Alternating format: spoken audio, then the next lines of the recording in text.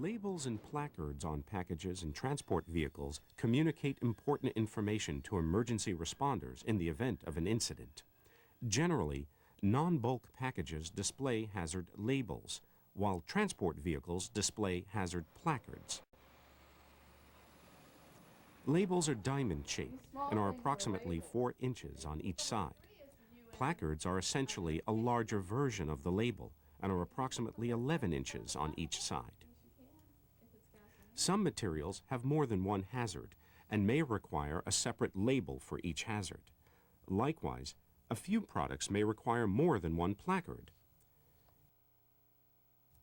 Labels and placards convey information about the hazardous material in several ways: by color, with symbols, with text, and with hazard class number or division number.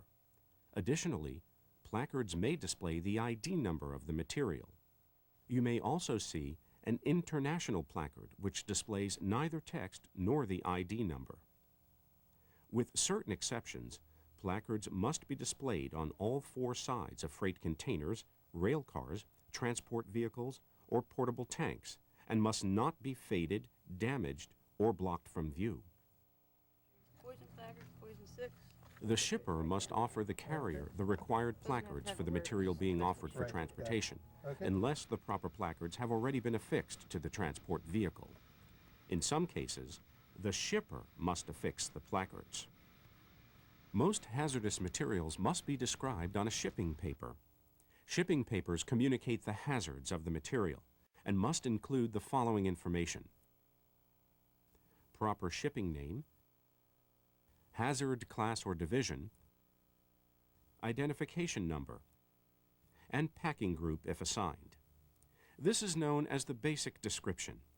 The information must be listed in this order, spelled correctly, and only DOT-authorized abbreviations may be used.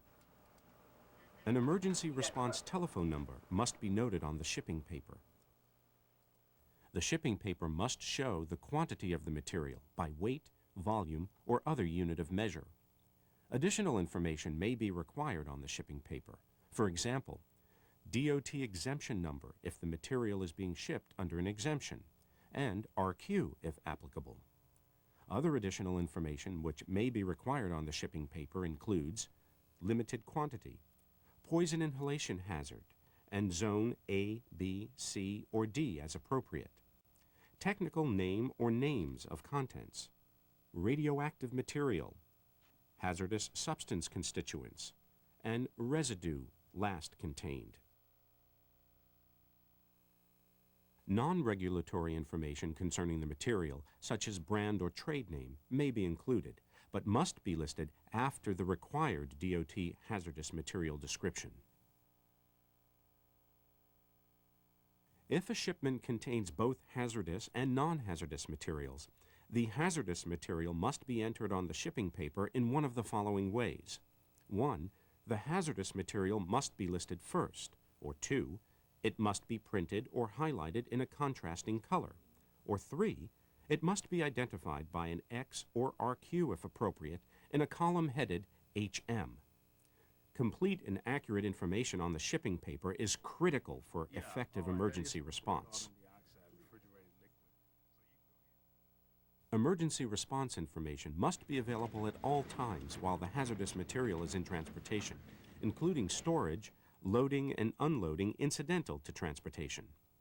This emergency response information may be in the form of a guide, such as the North American Emergency Response Guidebook, or other documents, such as a material safety data sheet, that include the required emergency response information. As mentioned previously, an emergency response telephone number must appear on the shipping paper. This number must be monitored at all times while the hazardous material is in transportation, and must be the number of a person who is knowledgeable about the hazards and characteristics of the materials being shipped.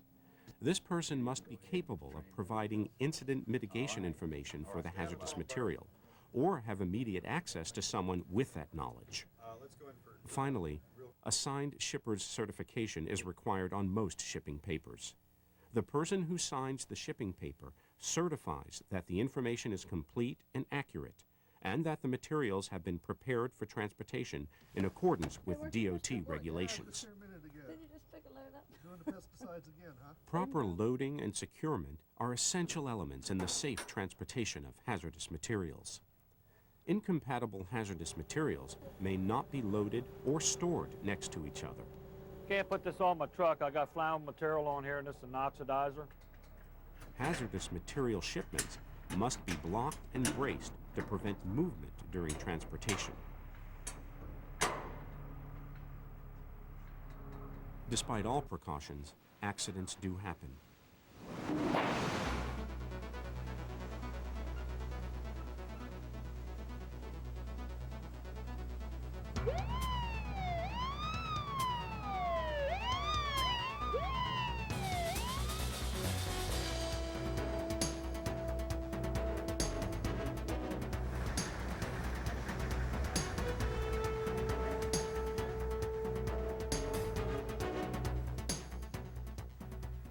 Hazmat incidents and accidents that result in any of the following require verbal notification to the Department of Transportation as soon as possible. Death or injury requiring hospitalization. Damage greater than $50,000.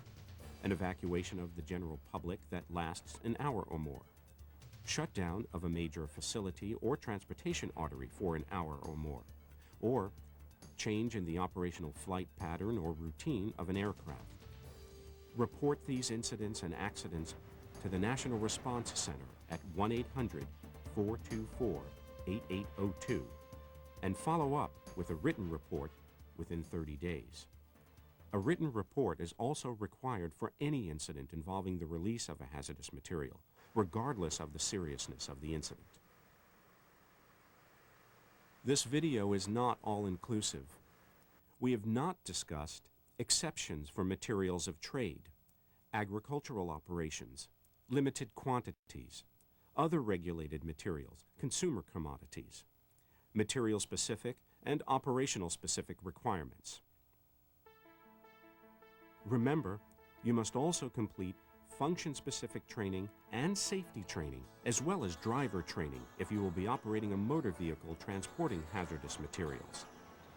The responsibilities for hazmat safety are shared by everyone who handles hazmat shipments, from the shipper to the carrier. Training is the best means of preventing hazardous materials incidents, and hazmat safety begins with you.